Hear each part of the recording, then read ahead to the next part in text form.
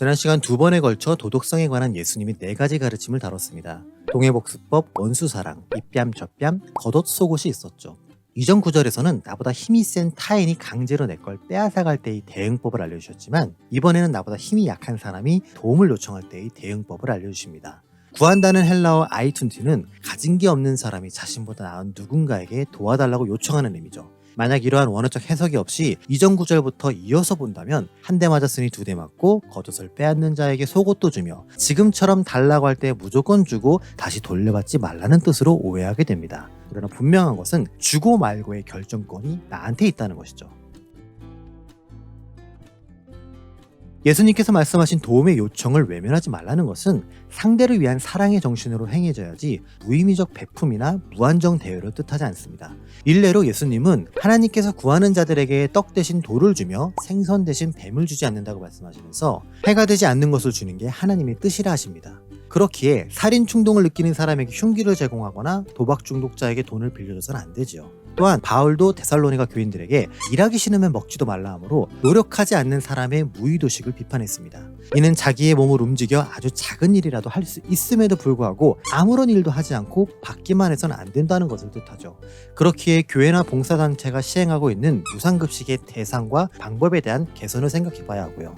더 나아가 잠언에서는 지혜 없는 자가 타인을 위해 보증을 서고 그런 사람은 손해를 당할 수 있으니 남의 빚에 보증을 서지 말라 합니다. 이러한 성경의 기록들을 볼 때 구하는 자에게 주라는 예수님의 명령은 그럴 만한 여유와 능력이 있다 하더라도 받는 사람의 상황과 이유를 따져야 하는 상황윤리를 고려하며 실천되어야 하죠. 생각을 좀 해보고. 성경에 기록되어 있긴 하지만 실제로 나의 것을 준다는 게 쉬운 일이 아닙니다. 다시 돌려받지 못한다면 더더욱 고민될 수밖에 없고요.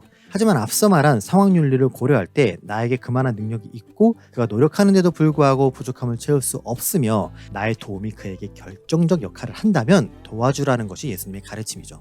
비록 이러한 행동이 세상적 기준에 부합하지 않아도 하나님 기준에 부합하며 우리들의 이해로는 합리적이지 않게 보인다 하더라도 하나님이 기억하십니다. 그렇기 때문에 세상 사람들은 하지 않더라도 하나님의 자녀인 너희들은 그렇게 하라는 뜻으로 말씀하신 것이죠. 이에 덧붙여 예수님은 남에게 대접받고자 하는 대로 남을 대접하라는 황금률을 말씀하십니다. 특별히 이것을 율법이며 선지자라고 하신 이유는 구약으로부터 전해진 전승이기 때문이죠. 고대 근동 문화에서 손님 대접은 매우 중요한 생활 풍습이었습니다. 찾아온 사람이 누구이든 간에 한 사람의 손님은 집안 모든 사람들이 대접해야 했으며 그에게 소홀한 것은 그가 속한 가문 전체에 대한 소홀함으로 여겼죠. 또한 잠시 머물러 떠날 계기라 하더라도 합당한 대우를 하는 것이 곧 율법이었습니다. 그렇기 때문에 예수님은 율법을 올바르게 해석하고 완성시키기 위해 구약의 전승을 설명하신 것이죠. 유대 랍비 힐렐과 헬라 스토아 철학도 황금률과 관련해 유사한 설명을 합니다. 힐렐은 네가 싫어하는 것을 타인에게도 행하지 말라며, 스토아 철학도 네가 원하지 않는 일이면 다른 사람에게도 행하지 말라고 하지만 이들의 가르침은 원하지 않으면 하지 말라는 부정적이며 소극적인 태도를 말합니다. 하지만 예수님은 받기 원하는 것을 남에게 하라는 긍정적이며 적극적인 태도를 요구하시죠. 무슨 말인지 알겠는데 말처럼 쉽게 되나요? 여기에는 대접하는 사람뿐만 아니라 대접받는 사람에게 필요한 자세도 담겨 있습니다. 만약 내가 상대방을 대접하는 경우라면 받는 사람이 흡족할 만한 일들을 제공해야 합니다. 내가 대접하기 때문에 어떻게 대하든 상대방은 감사해야 하며 만족해야 한다고 생각하지 말고 상대방이 기뻐할 만한 일을 해야 한다는 의미죠. 그래야 나의 섬김이 의무가 아닌 가치 있는 헌신일 수 있으며 받는 사람도 나의 헌신을 귀하게 여기게 됩니다. 반대로 내가 대접을 받는 경우라면 내 기준으로 상대방의 대접을 평가해서는 안 됩니다. 때론 나를 대접하는 상대방의 수준이나 성의가 내 성에 안 찰 수도 있습니다. 이 사람이 날 무시하는 건가? 라는 생각이 들 수도 있고요. 하지만 이러한 생각과 판단은 내가 그 사람보다 낫다고 여기기 때문에 시작되는 마음의 오염입니다. 그러므로 상대방이 나에게 해를 끼치는 일이 아니라면 대접의 수준이 어떻든지 간에 감사하게 여겨야 합니다. 한우 소갈비를 대접받을 때 매우 감사하고, 삼겹살을 대접받을 때 적당히 감사하며, 짜장면을 대접받을 때 그냥 감사하고, 아메리카노 한 잔 대접받을 때 대충 감사해서는 안 되죠. 그렇기에 우리는 황금률의 개념을 재정립한 지금 이후부터 대접받는 메뉴가 무엇이든 간에 동일한 감동을 느끼고 동일하게 감사함을 표현하며 기억하도록 노력해야 합니다. 설령 상대방이 나를 상대적으로 소홀하게 대접해서 기브앤테이크의 밸런스가 안 맞는 것처럼 보인다 하더라도 그 이상의 의미 부여를 하지 않아야 하고요. 이것이 대접받고자 하는 대로 남을 대접하라는 말씀에 담긴 모두를 위한 교훈입니다. 그래도 우리가 사람이기 때문에 이럴 수 있죠.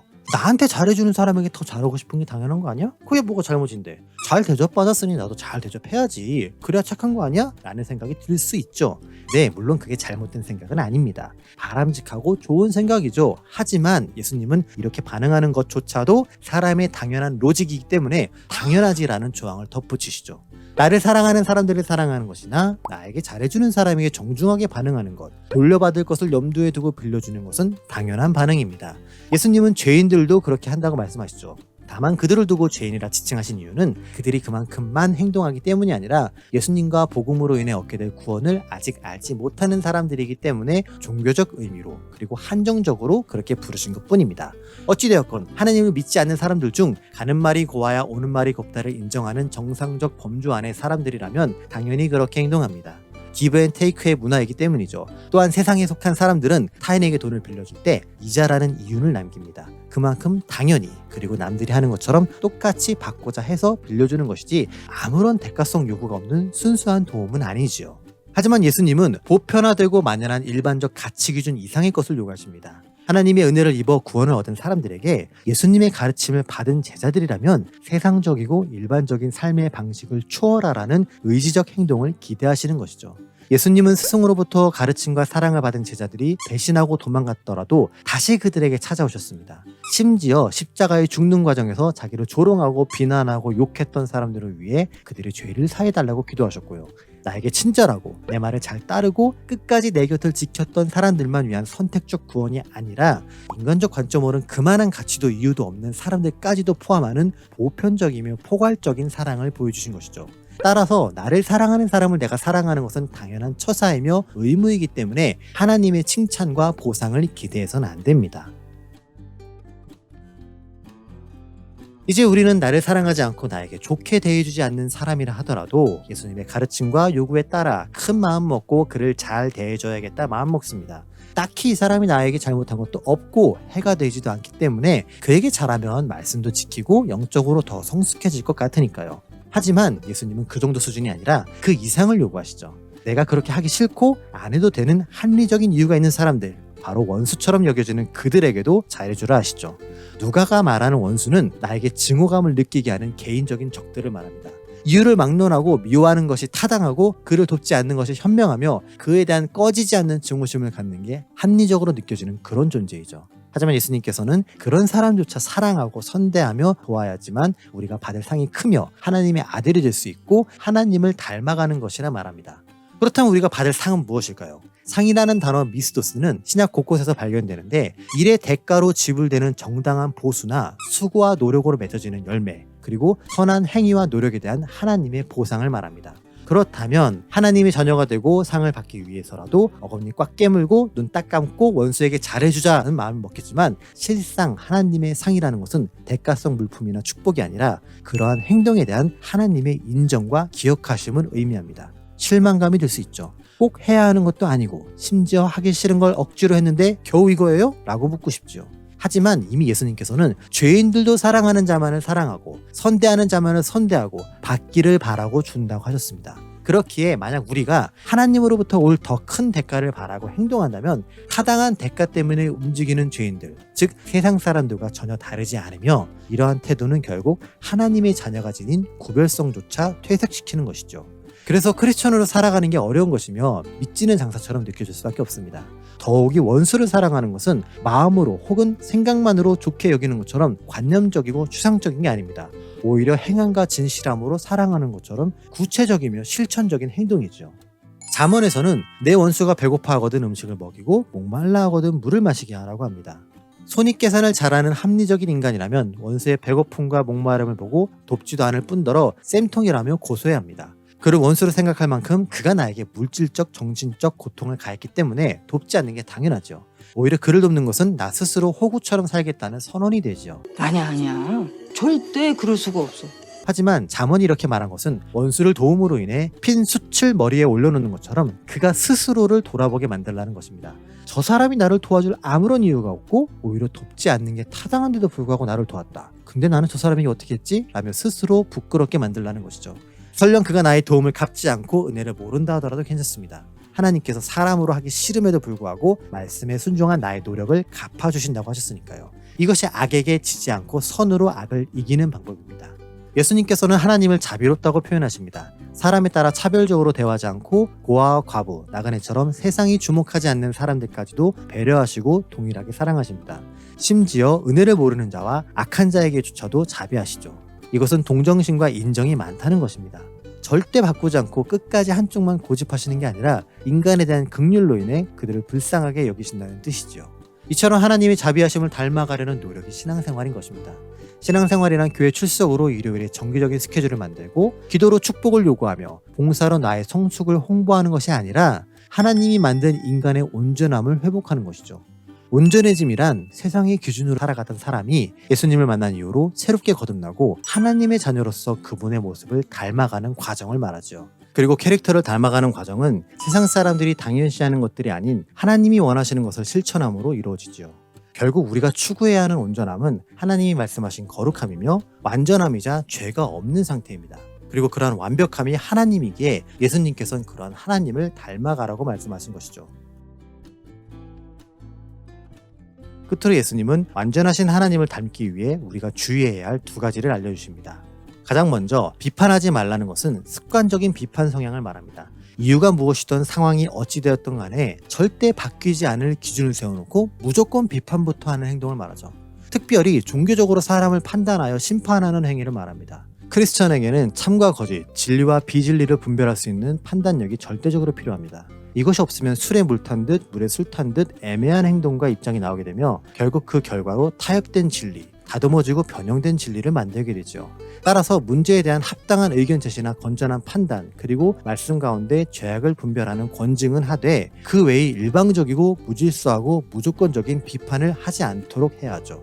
또한 권징을 할 때에도 나 역시 얼마든지 그 자리에 설 수 있음을 기억하고 하나님의 관점에서 나라는 사람도 결코 완벽할 수 없는 사람임을 기억하며 조심스럽게 실행해야 합니다. 진실을 왜곡할 때 터트리는 거죠. 둘째, 정죄하지 말라는 것은 하나님의 자리에 올라가서 다른 사람을 판단하지 말라는 것입니다. 종교적 가치 때문에 심판을 받아야 한다 말아야 한다로 대립되는 주제들이 있습니다. 일례로 태아나 신생아가 죽었을 경우 천국에 가냐 지옥에 가냐, 자살한 사람이 구원을 받을 수 있냐 없냐, 가톨릭 신자들에게 구원이 있냐 없냐 같은 주제들이죠. 이들에 관한 나름의 입장과 해석은 존재할 수 있지만 한낱 피조물인 인간으로서 그럴 것이다 혹은 이럴 것이다를 예측만 할 뿐이지 결단코 하나님의 결정권인 인간의 구원 문제에 대해서 우리가 판단할 수 없다는 것이죠. 따라서 정죄라는 것은 선악에 대한 분별이 아니라 자신의 신학과 신앙과 생각과 기준으로 판결을 선언하는 것입니다. 그래서 더더욱 우리는 재판대에 배속된 하나님의 자리에 오르지 않도록 조심해야 하죠. 전지전능한 하나님도 아니고. 문제 환경과 문제 부모가 없다면 문제 아이들도 존재할 수 없습니다. 부모가 사랑을 준 만큼 옳고 그름을 분별토록 가르친 만큼 아이들은 딱 그만큼만 성장하기 때문이죠. 자녀들은 부모의 어떤 모습이 싫든 좋든 상관없이 그것을 학습하고 닮아가는 게 지극히 정상입니다. 하지만 자녀가 부모를 닮지 않을 수도 있습니다. 바로 죽음이나 버려짐으로 인한 관계의 단절 때문이죠. 그래서 타인의 손이나 보육시설에서 키워진 아이들은 원래 부모의 모습과 성격이 아닌 새로운 부모나 환경의 영향을 받아 성장합니다. 외형은 원래의 부모를 닮았지만 새로운 가치관과 교육 방법으로 인해 내실은 원래의 부모와 다르게 성장한 것이죠. 우리의 모습이 그렇습니다. 하나님으로부터 잘 배우고 잘 자랐다면 오늘 예수님이 말씀하신 보다 더 높은 수준의 행동 지침들이 낯설지 않게 느껴지죠. 하나님의 성격과 행동을 보며 원래 이래야 하는구나 라고 생각하며 자랐으니까요. 하지만 우리는 죄로 인해 하나님과의 관계가 단절되어 세상이라는 새 부모와 환경 속에서 자라왔습니다. 그래서 거룩과 자비가 우리에게 낯설게 느껴지고 이를 이루기 위한 노력들이 무익한 것처럼 보이는 것이죠. 심지어 세상이라는 새 부모는 그렇게 하지 말라 가르쳤고 그렇게 안 해도 다른 방법들로 내가 잘하고 있다 칭찬해왔으니까요. 그런데 예수님이 지금 원래 그런 게 아니라는 근본적인 전환을 요구하십니다. 지금부터가 시작입니다. 예수님이 말씀하신 지키기 어렵고 힘들 것 같은 고차원적 도덕 지침을 완성시키고 말고의 문제가 아니라 내가 죄와 세상으로부터 잘못된 것들을 배우기 이전에 하나님으로부터 디자인되었던 원형의 사람은 이런 모습이었구나라는 인식부터 가져야 하죠. 그리고 내가 진짜 하나님의 자녀가 되기 원한다면 새로운 생활 규범을 실천해 봐야겠다는 마음을 가져야 합니다. 오늘 예수님이 말씀하신 지침들은 지금 당장 우리가 실천하기엔 다소 버거워 보이는 게 사실입니다.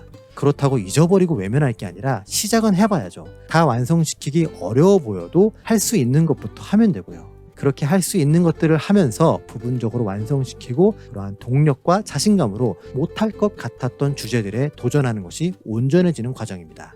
이렇게 하나둘씩 점진적으로 온전해짐을 느낌으로 하나님 앞에서 성장하고 행복해 하시는 여러분들이 되시길 소망하며 다음 시간에 만나요.